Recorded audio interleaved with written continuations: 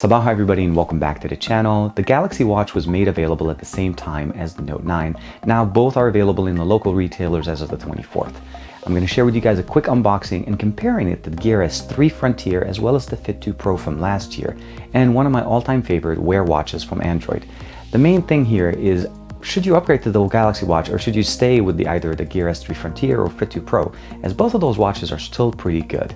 This is TK, let's check it out.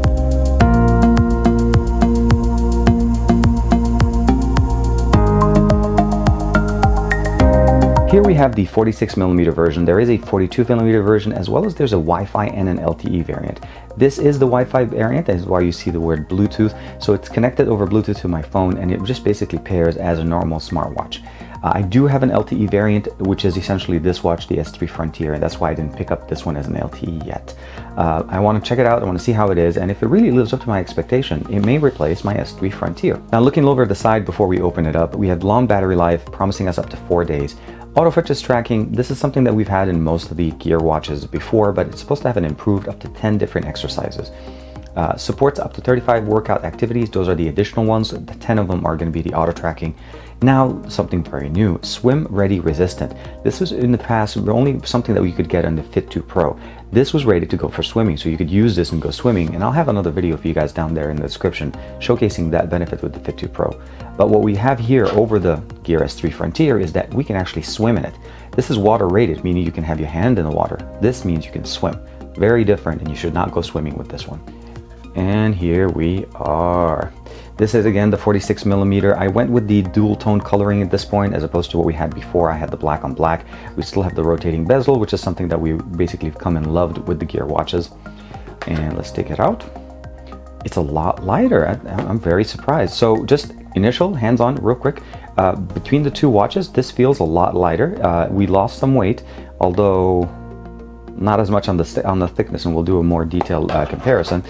We do have the same screen size, some plastic here covering it up. Let's go ahead and take off this plastic. Now looking over the design for both of them, you'll notice that not much has changed realistically. This is the Gear S3 Frontier 2 years ago's design. This is the brand new Galaxy Watch. We still have the rotating crown here, well, not crown, but basically the rotating bezel here.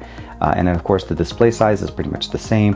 What we do have also is the buttons on the right, controlling back and app, as well as one of the microphones, so you can see them right there, connected right next to each other. Hopefully that's a little bit more clearer. And of course what we have here on the left side is the speaker, so we can actually make phone calls. The other thing that they did change here is the bottom now is no longer a massive slab of glass, and I say this because I've actually broken this in the past and I've had to send this back to Samsung, as that is not part or covered by Samsung's warranty. And this is actually an entire glass slab for no reason other than the sensors in the middle. You know, it's a little bit more focused, it's sitting at the bottom. It still supports wireless charging using their own dock, but overall it's a definitely much smaller, easier to use sensor. And of course, Samsung Galaxy Watch, Gear S3 Frontier is what we have here. The bands are both the same, 22 large, that's the ones I use, and those are the ones I'm going to keep on the watch, and they're easily replaceable as you're able to basically remove and get your own customized bands. Now, comparing it to the Fit 2 Pro, you're pretty much going to be getting the same experience, except that the Fit 2 Pro does not have a speaker or a microphone. So the display, of course, here is a little bit different, but we still have the 2-button functionality, back and app functionality. On the left side, we don't have much. On the bottom, we have the sensors, and the docking mechanism is slightly different between the Fit 2 Pro as well as the Galaxy Watch, or even the Frontier. But you are able to basically look at through the UI and then access all the different apps and functionalities. Both very nice, but again, this was last year's watch that allowed you to go swimming with it. It was rated for swimming. Now the Galaxy Watch is also rated for swimming, so we're going to definitely have a chance to check that out in a separate video. Finishing up the unboxing, we'll take the main piece out, open it up on this side. We have a micro USB to USB type A. The dock, it pretty much again stays the same, so I don't really see Samsung's changing too much. It does look a little bit different to compensate for that little bump that we have here, but again, magnetic dock. You basically dock your watch, it charges it wirelessly. If you are going on travel, make sure you have this, or make sure you have a spare. And on the right side we have oh, this one actually includes the chargers. We have a manual, and then last but not least, we do have another wristband just in case you do need another one. So this one is the small, the 22. So keep in mind, if you are more tended to be on the small side, it is included, and it is coming with a box, so you don't have to worry about buying a separate one. Now, I did mention to you guys at the beginning of the video that I'm going to compare it to my all-time favorite watch. This is the OG, this is the original Huawei watch. The reason why I compare these watches to each other, now this is Bluetooth to Bluetooth, there's no GSM between the two. But you're getting that one button functionality, Android Wear. The design looks amazing, especially if you end up getting the stainless steel one like this. And of course, we still have a bottom firing speaker, pogo pin connector as far as charger, heart rate monitoring, as well as a microphone, as that was one of the first watches on Android Wear to support that. So keep in mind, depends on what you want to do with it. I think they both look very nice. I think the design here, the black on silver, looks really, really nice.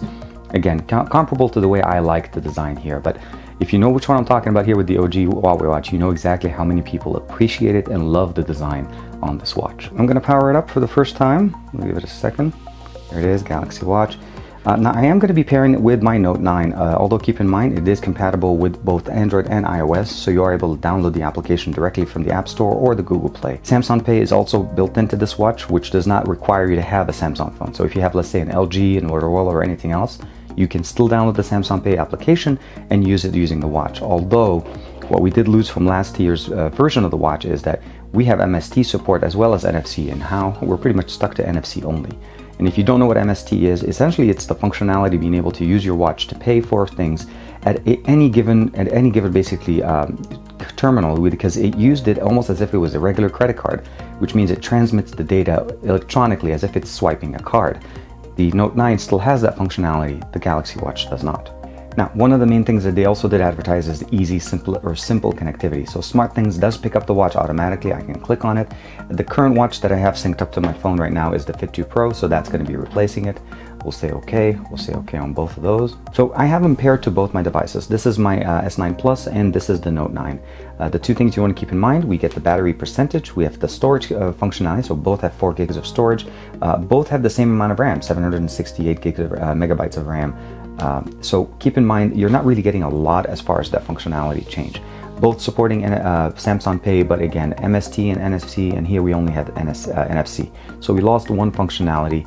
Both support watch faces, they support, and of course they both connect to the open Samsung Health application. Again, haven't used this watch, but used this one before. So again, I've been using the Gear Fit 2 Pro for a while. So on this phone, for the most part, if I switch over to the Gear Fit 2, I'll get more of the metrics. But again, very nice, very simple UI. You can use them both in the same way.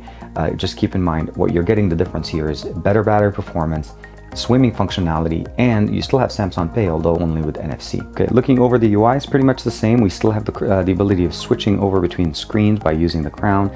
The button takes me back one more time. This one takes me into the apps. Swiping down from the top gives us access to the little toggles, battery saver mode, the display color as well.